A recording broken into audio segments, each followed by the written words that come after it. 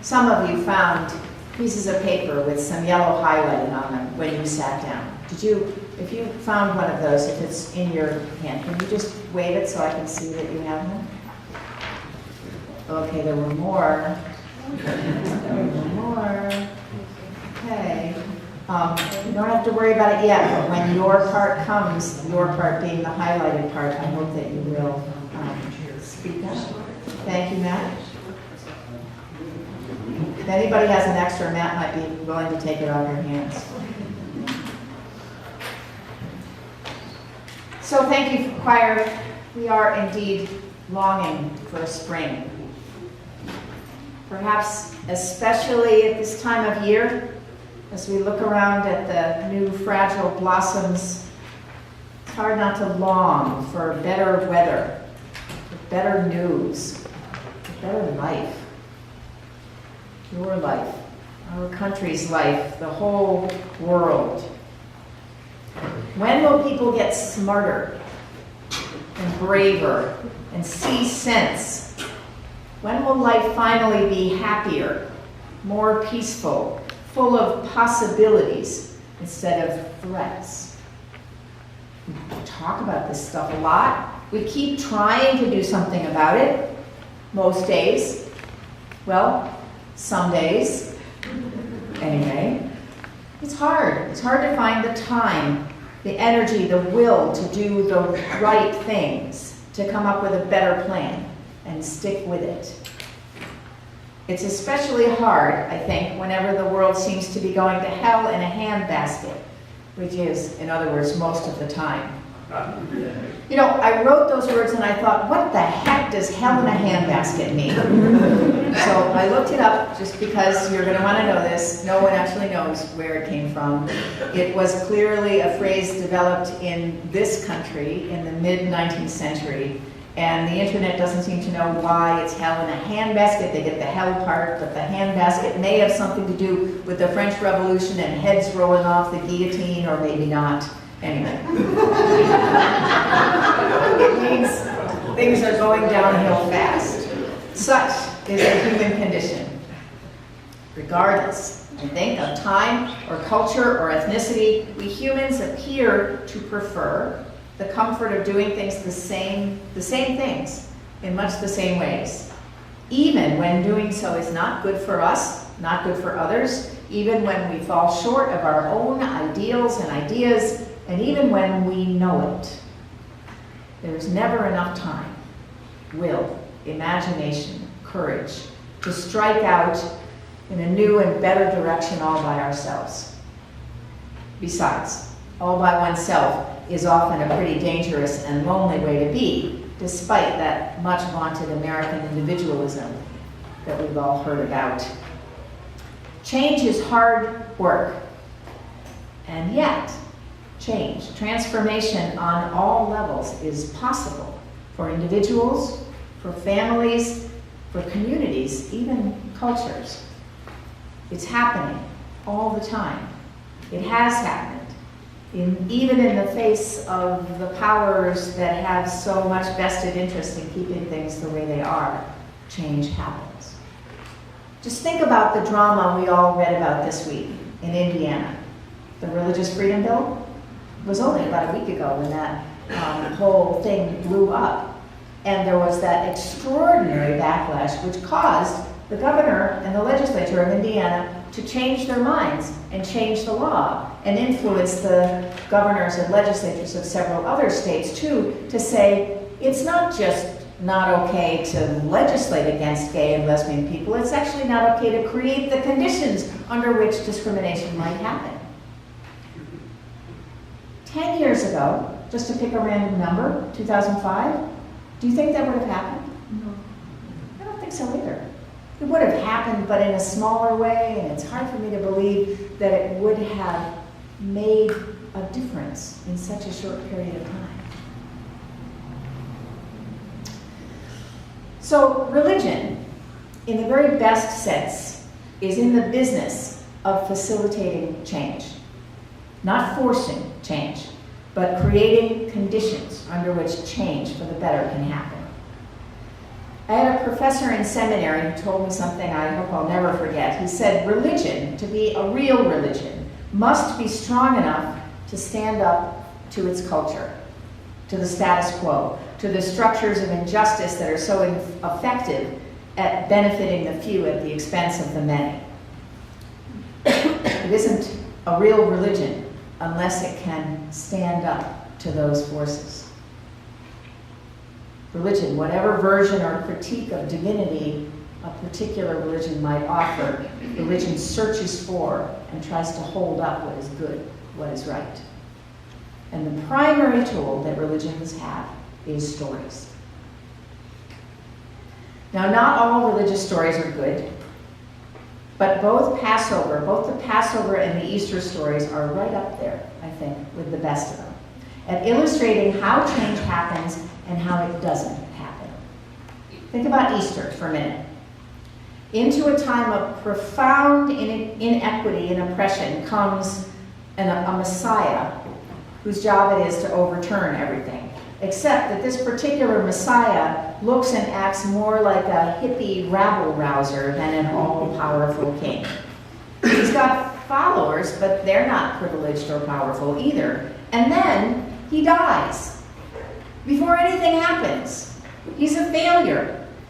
There's no happy ending in the story of Jesus, despite all the triumphal banners that are on all the churches we can see. If you look in the Gospels, all four of the Gospels, and you get to the part in each story where Jesus dies, and look and see how much of the Gospel is left, it's almost nothing. There are a few little paragraphs in the Gospels that talk about what happened after the resurrection, after the tomb was empty, after the disciples were confused about what was going on. In Mark's Gospel, there even wasn't anything. They added that later. We know it was added later. The story, the triumphal change story, is not in the Gospel.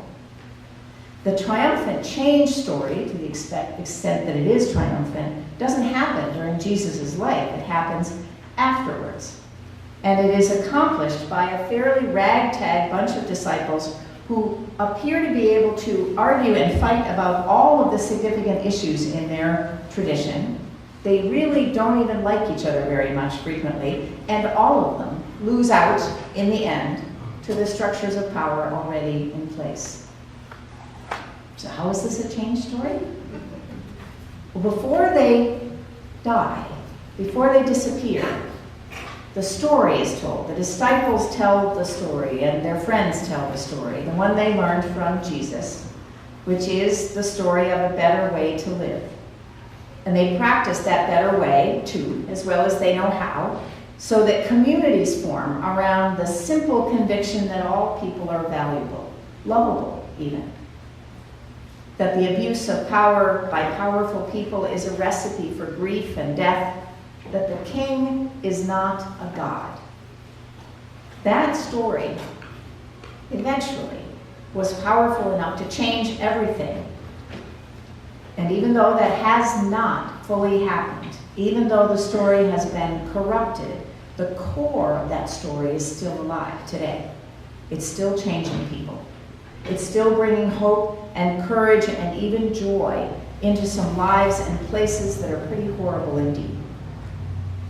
So Easter, I think, is a name for when good breaks through, when we've all but given up.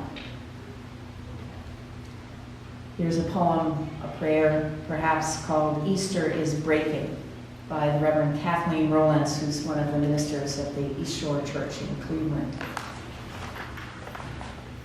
Somewhere across the world, Easter is breaking. Not the Easter we may think of with arms upraised and he is risen echoing from canyons, but a much quieter, less dramatic Easter. Somewhere in the world, perhaps not this day, but someday soon, a woman and a man rise from their beds, shaking the sleep from their eyes, and find their children already awake and preparing for their morning prayers. There has been no gunfire. No drug wars, no yelling or shouting or screaming, only the quiet of the night and the peace of silence around them. And somewhere in the world, perhaps not this morning, but soon, very soon, a soldier is packing his duffel bag, has emptied out all his bullets, is changing into civilian clothes, and is coming home. For peace has long been established, and there is no need for his presence. And somewhere in the world, Easter dawn breaks over the earth, not only on this day, but every day. And the familiar pulse in our veins throbs of peace, peace, peace.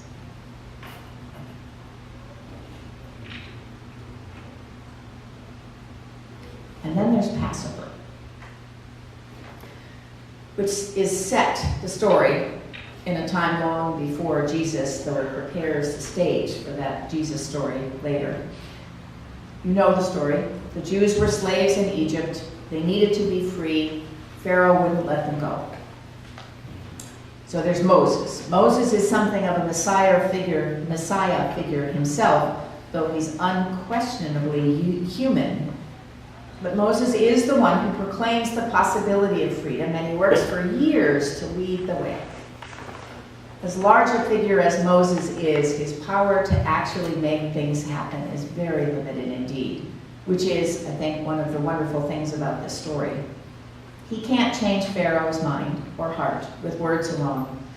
The argument only becomes convincing when Moses connects all the bad things that are happening in the land with the cosmic displeasure about keeping the people enslaved. So finally Pharaoh says, go, and Moses doesn't hesitate. The people leave, they get across the Red Sea, leaving Pharaoh's army on the other side, which, of course, is when the real trouble starts. It is lonely and scary and hungry out there in the desert, and there's no destination in sight. The people who, again, are the real carriers of the story, are not happy with this freedom that is so uncomfortable, so unfamiliar. The poet Marge Piercy writes of how hard it is to leave.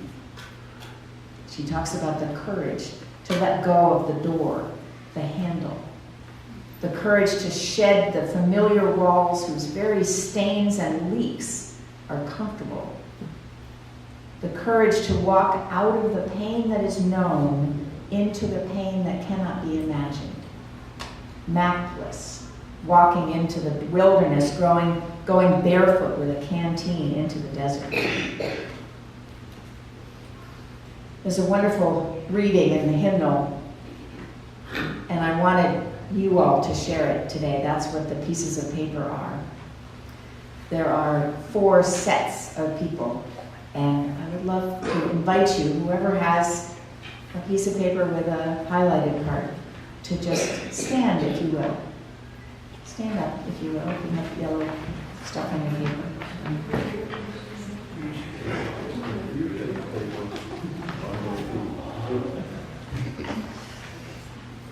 And the first group starts, pack nothing. Who has that section? Pack nothing. Bring only your determination to serve and your willingness to be free. Don't wait for bread to rise. Take nourishment for the journey, but eat standing. Be ready to move at a moment's notice. Do not hesitate to leave your old ways behind. Fear, silence, submission. Only surrender to the need of your time. To love, justice, and walk humbly with your God. Begin quickly, before you have time to sink back into old slavery.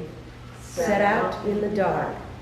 I will send fire to warm and encourage you. I will be with you in the fire, and I will be with you in the cloud. I will give you dreams in the desert to guide you safely home, to that place you have not seen. I am sending you into the wilderness to make a new way and to learn my ways more deeply. Some of you will be so changed by weathers and wanderings that even your closest friends will have to learn your features. as though for the first time. Some of you will not change at all. Some will be abandoned by your dearest loves and misunderstood by those who have known you since birth and feel abandoned by you. Some will find new friendships in unlikely faces, and old friends as faithful and true as the fur of God's flame. Sing songs as you go, and hold close together. You may at times grow confused and lose your way. Touch each other and keep telling the stories. Make maps as you go, remembering the way back from before you were born. So you will be only the first of many waves of deliverance on these desert seas. It is the first of many beginnings. Remain true to this mystery. Cast on the whole story. Do not go back. I am with you now, and I am waiting for you. Thank you.